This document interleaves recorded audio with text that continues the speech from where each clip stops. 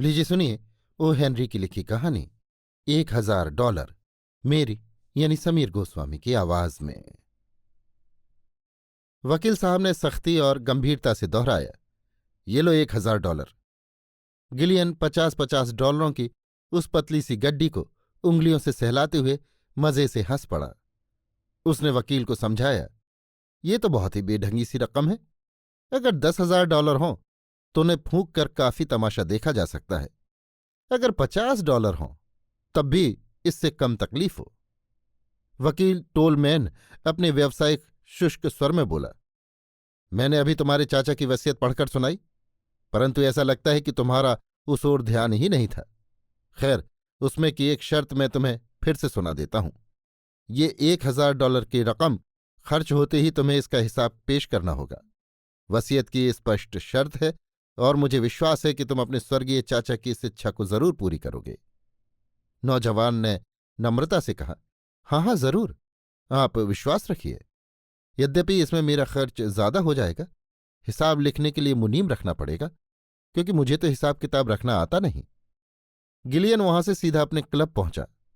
वहां उसने ब्रायसन नामक व्यक्ति को ढूंढ निकाला। ये ब्रायसन कोई 41 वर्ष का शांत और संपत्ति से अलगाया हुआ आदमी था। वो एक कोने में बैठा किताब पढ़ रहा था, पर जैसे ही उसने गिलियन को अपनी ओर आते देखा, एक ठंडी सांस छोड़कर उसने किताब रख दी और चश्मा उतार दिया। गिलियन बोला, कहो दोस्त, नींद में हो कि जाग रहे हो? आओ तुम्हें एक दिलचस्प बात सुनाऊं। ब्रायसन ने जवाब दिया, कृपा करके बिलियर्ड रूम में जाओ और वहां किसी को सुनाओ। मुझे तो तुम्हारी बकवास से सख्त नफरत है। सिगरेट सुलगाते हुए गिलियन बोला, भाई सुनो तो, आज की बात हमेशा से कहीं अच्छी है और मुझे तो तुम्हें ही सुनाने में आनंद आता है। बात इतनी विचित्र और गंभीर है कि बिलियर्ड की गेंदों से उसका मेल नहीं खाएगा। मैं अभी चचा साहब के वकील के दफ्तर से आ रहा हूं। वे मुझे पूरे $1000 दे गए हैं। अब ये बताओ कि इस रकम से आदमी क्या कर सकता है?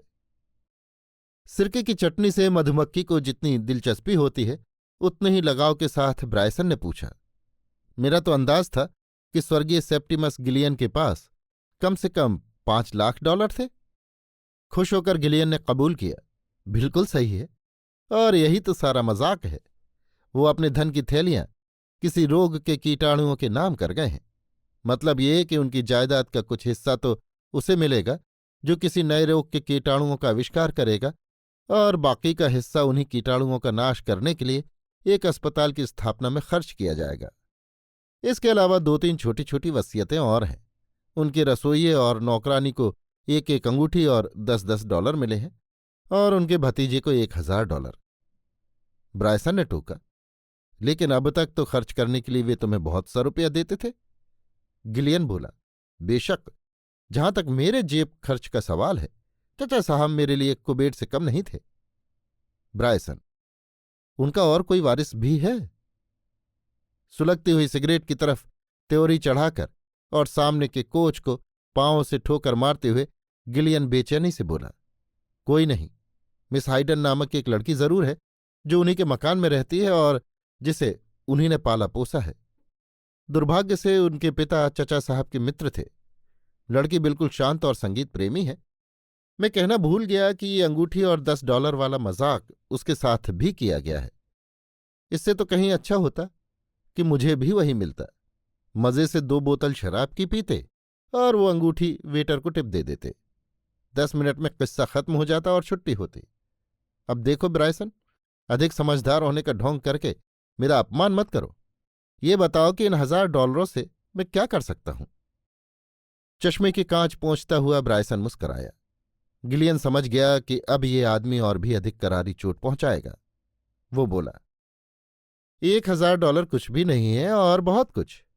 मनुष्य चाहे तो इनसे मकान खरीद सकता है और रॉकफेलर जैसे करोड़पति को भी तुच्छ समझ सकता है। अपनी बीमार पत्नी को पहाड़ पर भेजकर उसकी जान बचाई जा सकती है। $1000 से 100 मासूम बच्चों के लिए जून, जुलाई और अगस्त 3 महीने तक बढ़िया दूध खरीदा जा सकता है, और उनमें से कम 50 की जान बचाई जा सकती है। किसी जुआ खाने में पत्ते खेलकर आध घंटे तक मनोरंजन किया जा सकता है। किसी महत्वाकांक्षी विद्यार्थी की शिक्षा पूरी की जा सकती है। कल ही मैंने सुना कि नीलाम में कोरोट का एक असली तैल चित्र इन्हीं दामों पर बिका था।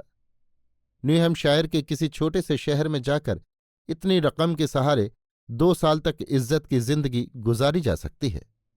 या एक शाम के लिए मेडिसन स्क्वायर का बगीचा किराए पर लेकर श्रोताओं को, यदि तुम्हें कोई सुनने वाला हो तो, ये बताया जा सकता है कि किसी लखपति के वारिस होने का पेशा कितना खतरनाक होता है।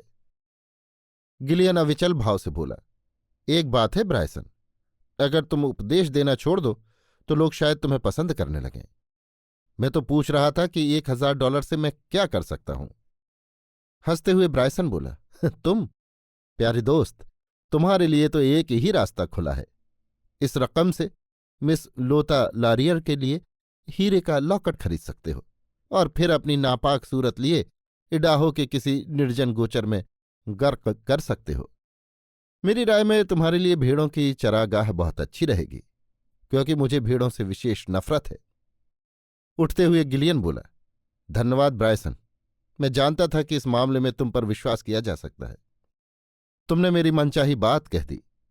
मैं इस रकम को एक मुश्त खर्च कर देना चाहता हूं, क्योंकि मुझे इसका हिसाब पेश करना है और लंबा चौड़ा हिसाब लिखने से मुझे सख्त नफरत है। गिलियन ने टेलीफोन करके एक बग्घी मंगवाई और कोचवान से बोला, कोलंबिया थिएटर के पिछवाड़े की ओर चलो। मिस लोता लोरियर मैटनी शो की तैयारी करती हुई एक पाउडर पफ की सहायता से कुदरत के अधूरे काम को पूरा कर रही थी। दरबान ने आकर गिलियन के आने की सूचना दी। मिस लोरियर बोली, आने दो, और गिलियन के भीतर आने पर बोली, बोलो बॉबी, क्या है?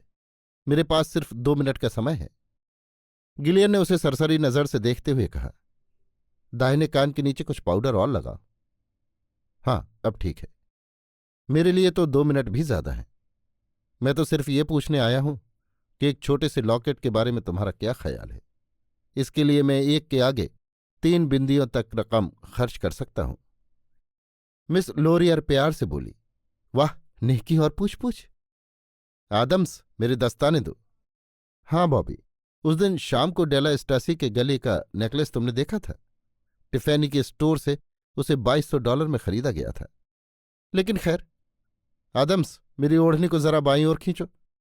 इतने में एक लड़के ने आकर कहा, मिस लारियर, पहला सीन शुरू हो रहा है। गिलियन उठ खड़ा हुआ और बाहर प्रतीक्षा करती हुई बग्घी में जा बैठा। उसने कोचवान से पूछा, अगर तुम्हें $1000 मिल जाए तो तुम क्या करोगे? ललचाए हुए स्वर में कोचवान ने जवाब दिया, मैं तो तुरंत एक शराब खाना खोल दूं। मेरी नज़र में एक जगह है जहां रुपयों की वर्षा हो सकती है। चौराहे के नुक्कड़ पर एक 3 मंजिला पक्का मकान है और मेरी योजना भी तैयार है। पहली मंजिल पर कटलेट और कबाब, दूसरी पर सिंगार फरोश और विदेशी माल, और ऊपर वाली मंजिल पर जुआ खाना, अगर आपका इरादा हो तो। गिलियन बोला, नहीं नहीं, मैं तो सहज पूछ रहा था। और देखो, अब से तुम्हारी बग्घी घंटे के हिसाब से किराए पर रही। जब तक मैं रुकने को न कहूं, हाँ के जाओ। ब्रॉडवे से कोई 8 ब्लॉक आगे आने पर गिलियन ने अपनी छड़ी के इशारे से गाड़ी रुकवाई और बाहर आया। एक अंधा आदमी फुटपाथ पर बैठा पेंसिल बेच रहा था। गिलियन उसके सामने जा खड़ा हुआ। उसने कहा, माफ करना, पर क्या तुम मुझे बता सकते हो कि यदि तुम्हारे पास $1000 हों तो तुम उनका क्या करोगे? अंधे ने पूछा, क्या तुम उसी बग्घी से उतरे हो जो अभी यहां आई थी? गिलियन बोला, हां। पेंसिलों के व्यापारी ने कहा, तुम दिन दहाड़े भी बग्घी में बैठकर घूमते हो, इसलिए काफी रईस लगते हो। अब जरा इसे भी देख लो। उसने अपनी जेब से एक छोटी सी नोटबुक निकालकर दिखलाई। गिलियन ने उसे खोलकर पढ़ा तो मालूम हुआ कि वो बैंक की एक पासबुक थी, जिसके अनुसार अंधे के खाते में $1785 जमा थे। गिलियन ने पासबुक लौटा दी और बग्घी में जा बैठा। उसने कोचवान से कहा, मैं कुछ भूल गया था। ब्रॉडवे पर टोलमैन एंड शार्प नामक वकील के दफ्तर चलो। वकील टोलमैन ने अपने सोने की कमानी वाले चश्मे से उसकी ओर नाराज होकर प्रश्नसूचक दृष्टि से देखा। गिलियन उत्साहपूर्वक बोला, माफ करना वकील साहब, पर मैं आपसे एक सवाल पूछना चाहता हूं। आशा करता हूं कि आप उसे असंगत नहीं समझेंगे। क्या मेरे चाचा की वसीयत के अनुसार मिस हेडन को एक अंगूठी और $10 के सिवाय और भी कुछ मिला है? श्री टोलमैन ने उत्तर दिया, नहीं, कुछ भी नहीं। बहुत बहुत शुक्रिया जनाब, कहकर गिलियन बग्घी में वापस आया और कोचवान को अपने चचा के घर का पता बताया। मिस हेडन लाइब्रेरी में बैठी कुछ चिट्ठियां लिख रही थी। वो एक नाटी और दुबली पतली लड़की थी और उसने काले कपड़े पहन रखे थे। उसकी आंखें आकर्षक थीं। गिलियन उस कमरे में हवा के झोंके की तरह इस तरह बढ़ा मानो उसे दुनिया की कोई परवाह नहीं। अपने आने का कारण समझाते हुए वो बोला, मैं अभी अभी टोलमैन वकील के यहां से आ रहा हूं। चाचा साहब के कागजात में उन्हें एक एक उपयुक्त कानूनी शब्द ढूंढते हुए वो कुछ हकलाया। उनकी वसीयत में कुछ रद्दोबदल करने वाले कागज मिले हैं। ऐसा मालूम देता है कि मरने के पहले बुढ़ऊ को कुछ दया आ गई और वे तुम्हें $1000 दे गए हैं। मैं इसी तरफ आ रहा था, इसलिए टोलमैन ने ये रकम तुम्हें देने के लिए भेज दी है। इन्हें गिन लो, पूरे हैं या नहीं। गिलियन ने उसके हाथ के पास टेबल पर रकम रख दी। मिस हेडन का चेहरा फक हो गया और 2-3 बार उफ के सिवाय उसके मुंह से और कुछ नहीं निकल सका। गिलियन घूमकर खिड़की से बाहर देखने लगा। धीमे स्वर में वो बोला, मेरा अंदाज है कि मैं तुम्हें प्यार करता हूं। ये बात तो तुम जानती होगी। रुपए उठाते हुए मिस हेडन ने कहा, माफ कीजिए महाशय। गिलियन ने मजाक के स्वर में पूछा, क्या इसकी कोई संभावना नहीं? वो बोली, मैंने आपसे कहा ना, मुझे माफ करिए। मुस्कुराते हुए गिलियन ने पूछा, क्या मैं एक चिट्ठी लिख सकता हूं? वो उस बड़ी टेबल के पास जा बैठा। मिस हेडन ने उसे कागज और कलम दी और अपनी मेज पर जा बैठी। गिलियन ने अपने खर्च का हिसाब निम्नलिखित शब्दों में लिखा। अभागे कपूत रॉबर्ट गिलियन द्वारा $1000 उस लड़की को दिए गए जो संसार में सबसे सुंदर और प्यारी है, जिससे उसे अक्षय सुख और स्वर्गीय आनंद प्राप्त हुआ है। इस चिट्ठी को लिफाफे में रखकर गिलियन ने नमस्कार किया और बाहर चला गया। बग्घी फिर एक बार टोलमैन एंड शार्प के दफ्तर के सामने जाकर रुकी। सुनहरे चश्मे वाले टोलमैन को गिलियन ने ये सुख समाचार सुनाया।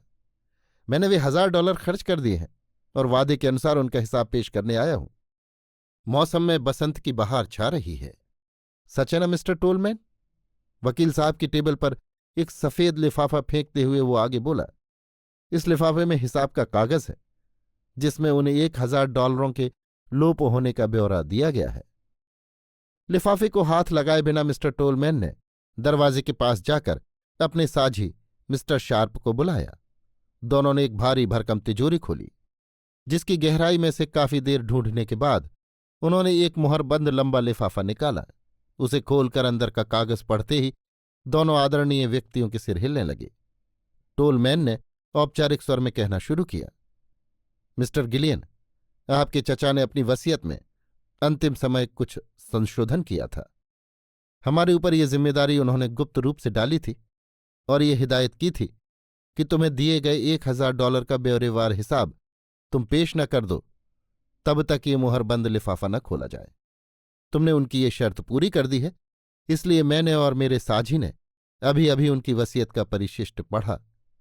मैं तुम्हारे दिमाग पर कानूनी शब्दों का बोझ डालना नहीं चाहता, परंतु इसका सार तुम्हें सुना देता हूं। तुम्हारे $1000 खर्च करने के ढंग से यदि ये प्रमाणित हो कि तुम में कुछ ऐसे गुण भी हैं जिनकी कद्र होनी चाहिए, तो तुम्हें बहुत फायदा हो सकता है। इस बात का फैसला मिस्टर शार्प और मेरे ऊपर छोड़ दिया गया है। मैं तुम्हें विश्वास दिलाता हूं कि अपना कर्तव्य निभाने में हम न्याय और उदारता से काम लेंगे। मिस्टर गिलियन, हम आपके विरोधी नहीं हैं, परंतु वसीयत की शर्तों को अक्षरशः पूरा करना हमारा कर्तव्य है। शर्त यह है कि यदि आपका $1000 खर्च करने का ढंग समझदारी भरा, विवेकपूर्ण या निस्वार्थ प्रमाणित हो तो हम आपको $50,000 की हुंडियां दे सकते हैं। इतनी रकम हमारे पास जमा कर दी गई है।